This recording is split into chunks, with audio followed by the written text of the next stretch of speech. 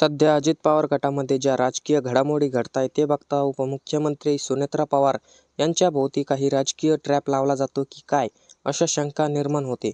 म्हणजे अगदी सुरुवातीपासूनच बघायला गेलं तर अजित पवारांच्या निधनानंतर सुनेत्रा पवारांना उपमुख्यमंत्री केल्या प्रफुल्ल पटेल, सुनील तटकरे या नेत्यांकडून निवडणूक आयोगाला केलेला पत्रव्यवहार वादाच्या भोवऱ्यात आला. यावर सुनेत्रा पवारांनी लगेच हा पत्रव्यवहार रद्द करण्यासाठी निवडणूक आयोगाला विनंती केली. त्यानंतर राज्यसभा विधान परिषदेच्या उमेदवारीमधून पार्थ पवार आणि पटेलांमध्ये ठिणगी पडली.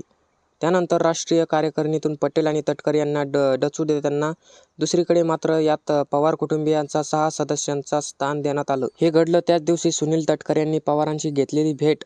पटेल आणि तटकरे यांच्यावर रोहित पवार यांनी 22 आमदार फोडणारे असल्याचं केलेला आरोप आणि अगदी कालच ठाण्यातील मतदब्बर नेते आणि माजी खासदार आनंद परांजपे यांनी हातावरील घड्याळ उतरून शिवसेने धनुष्य हाती घेतलाय. त्या शरद पवारांकडून पटेल आणि तटकरे यांच्या सक्षमतेचे नेते म्हणून त्यांचं काल कौतुक केलं. हे सर्व बघता राजकीय वारे कुठल्या दिशेने वाहताय याचा अंदाज आपल्याला घेता येतो. सुनेत्रा पवार यांचा राजकीय अनुभव बघता त्यांना आता सर्वांकडून कोंडीत पडलं जातंय की, अशा शंका राजकीय वर्तुळांमध्ये व्यक्त होते. राष्ट्रवादी काँग्रेसमधील घडामोडी, राष्ट्रीय कार्यकारिणीतील फेरबदल आणि महायुतीतील अंतर्गत धुसफूस पाहता अजित पवार यांच्या पश्चात पक्षाची धुरा सांभाळणाऱ्या उपमुख्यमंत्री सुनेत्रा पवार यांच्या भोवती राजकीय कोंडी निर्माण करण्याचा प्रयत्न केला जातोय. आनंद परांजपे यांची घरवापसी, रोहित पवारांचा 22 आमदारांबाबतचा दावा आणि रोहित पवारांनी केलेली तटकरे पटेल यांची प्रशंसा या सर्व घडामोडी केवळ योगायोग नसून सुनेत्रा पवारांचे नेतृत्व अस्थिर करण्यासाठी बाजूने रचलेला एक ट्रॅक वाटत आहे. अजित पवार गटाचे मुख्य प्रवक्ते आणि ठाण्याचे खंदे नेते आनंद परांजपे यांनी शिंदे यांच्या शिवसेनेत प्रवेश केल्यानं हा सुनेत्रा पवारांना धक्का मानला जातोय. याचं गांभीर्य यामुळे वाढलंय कारण महायुतीतील मित्रपक्षांनीच अशा प्रकारे दगा दिल्याने सुनेत्रा पवार कामिल्याचे नाराज असल्याची चर्चा. या निमित्ताने महायुतीमध्ये आता नेते पळापळीचा वास सुरू होण्याची शक्यता आहे. विधान परिषद किंवा राज्यसभेवर संधी न मिळाल्याने पक्षात जुन्या आणि निष्ठावान नेत्यांना डावललं जात असल्याची भावना आहे. परांजपे यांच्या मांडातून समोर आली आहे. सुनेत्रा पवार पक्षात नवीन नेत्यांना जोडून घेत असताना महायुतीतील सहकारी पक्ष असलेल्या शिंदे गटाने त्यांच्याच पक्षातील बडा नेता खेचून आणल्यानं सुनेत्रा पवारांची अंतर्गत आणि बाह्य अशा दोन्ही पातळीवर कोंडी झाली आहे. नुकताच जाहीर झालेल्या राष्ट्रवादीच्या राष्ट्रीय कार्यकारिणीत मोठे फेरबदल पाहायला मिळाले. सुरुवातीला यादीत प्रफुल्ल पटेल, सुनील तटकरे आणि छगन भुजबळ यांच्यासारख्या ज्येष्ठ नेत्यांना डावलण्यात आलं. नंतर तांत्रिक चूक म्हणून यावर सावर करण्यात आली. नव्या यादीत प्रफुल्ल पटेल यांचे राष्ट्रीय कार्यकारिणीचे अध्यक्ष हे पद काढून केवळ राज्यसभेतील नेते एवढंच त्यांना मर्यादित ठेवण्यात आलं. पक्षामध्ये पार्थ पवार, जय पवार यांची पकड मजबूत करण्यासाठी पक्षातील या जुन्या खेंडांचे वर्चस्व मोडून काढले जात असल्याची ही चर्चा. बारामती आणि जय पवार यांनी सुरू केलेला जनता दरबार हे त्यांच्या सक्रिय राजकारणातील प्रवेशाचे सूतकच म्हटलं जातंय. दुसरीकडे शरद पवार गटाचे आमदार रोहित पवार यांनी अजित पवार गटात थेट मोठी फूट पाडणार असल्याचा दावा केलाय.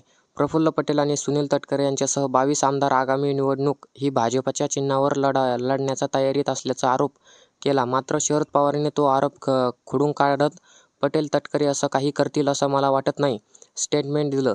या आरोपांमुळे सुनेत्रा पवार यांच्या आमदारांमध्ये संभ्रमाचे आणि अविश्वासाचे वातावरण तयार झाले. म्हणजे एकीकडे भाजपातून अजित पवार गटाला पोखरण्याचा प्रयत्न करतोय तर तिकडे शिंदे गट उघडपणे आनंद परांजपेंसारखी लोक आपल्या पक्षात अक्षरशः खेचून आणताय. ठाण्यातील घडामोडींमागे प्रमुख सूत्रधार खासदार श्रीकांत शिंदे असल्याचं बोललं जातंय.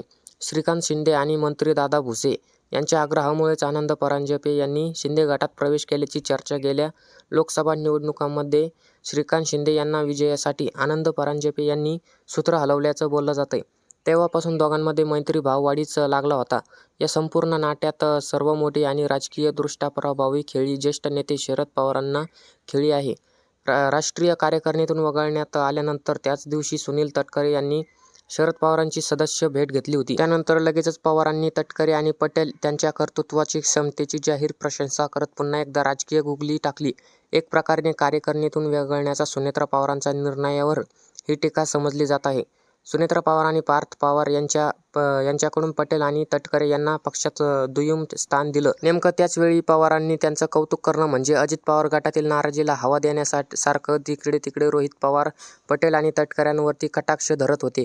या सगळ्या कारणांमुळे जर हे ज्येष्ठ नेते बाहेर पडले तर सुनेत्रा पवार यांच्याकडे पक्ष तर राहील, पण पक्षातील ताकदवान नेते निघून जातील, अशी व्यवस्था त्यांच्या भोवती 6 बाजूने निर्माण केली. थोडक्यात सांगायचं तर सुनेत्रा पवारांसमोर आव्हानाचा डोंगर निर्माण झालाय. पक्षातील बंडखोरी रोखणं, भाजप आणि शिंदे गटाच्या राजकीय महत्त्वाकांक्षापेक्षा स्वतःचे आमदार वाचवणं आणि पवारांच्या राजकीय चालीनं उत्तर देणं, तशी ही तिरकी आव्हानं सुनेत्रा पवारांसमोर आहेत. सुनेत्रा पवार या चक्रव्यूहातून पक्षाला कशा बाहेर काढताय आणि स्वतःचे नेतृत्व कशा प्रकारे सिद्ध करताय, यावरच अजित पवार गटाचे भवितव्य अवलंबून असणार आहेत. याबाबत तुम्हाला काय वाटतं कमेंट करून नक्की सांगा.